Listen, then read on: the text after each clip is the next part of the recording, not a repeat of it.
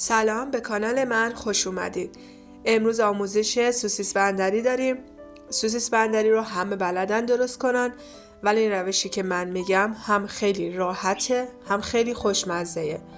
بعد بهت پیشنهاد میکنم که تا انتهای ویدیو همراه من باشی و سوسیس بندری تو این مدلی درست کنی. بریم که با هم درستش کنیم. یه دونه پیاز بزرگ داریم که به صورت خلالی خردش میکنیم.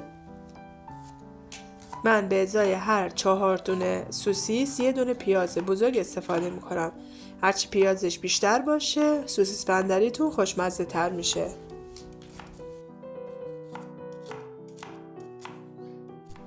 بعد هم به کمک دستمون اینجوری همه لایه ها رو از هم باز میکنیم و داخل یه تابه کمی روغن بریزید. روغنتون که داغ شد پیازها رو داخلش سرخ کنید.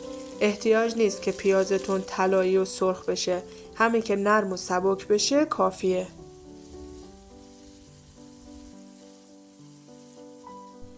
تو این فاصله که پیازمون سبک و نرم میشه سوسیس ها رو به صورت مورب خردشون کنید. اشتباهی که همه میکنن اینه که سوسیس رو میان جدا سرخ میکنن. این کار اصلا درست نیست و اصلا خوشمزه نمیشه. به نظر من اگر با پیاز و ادویه‌ای که داره تفت میخوره سوسیس رو اضافه کنید خیلی خوشمزه تر میشه.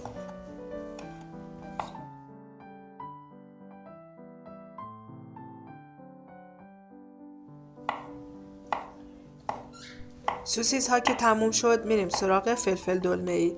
برای این موادی که من بهتون گفتم یه دونه فلفل متوسط استفاده میکنم. اونم به صورت نگینی خیلی ریز خردش کنید.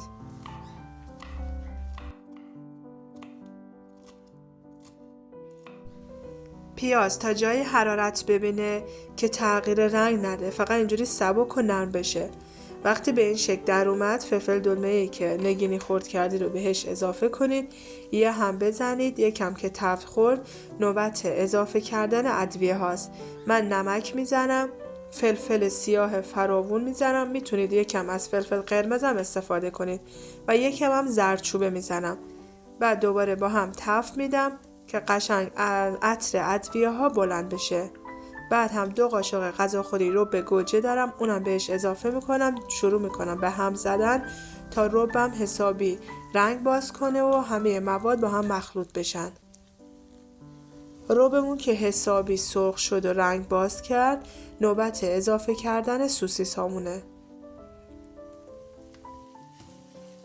حدود 2-3 دقیقه که مواد با هم خوب تفت خوردن و به این شکل در اومدن حرارت رو خاموش کنید.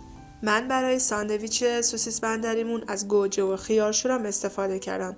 شما میتونید به هر شکلی که دوست داشتید خرد کنید.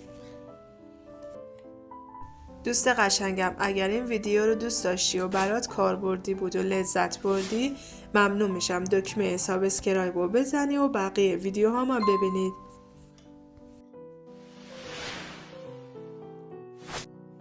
به همین راحتی سوسیس بندری خوشمزه‌مون آماده. من داخل ظرف میریزم. امیدوارم که آموزش امروز رو دوست داشته باشید و خوشحال میشم توی کامنت ها به هم بگید که ویدیوی بعدی چی باشه و چی دوست دارید که براتون ویدیوشو ضبط کنم.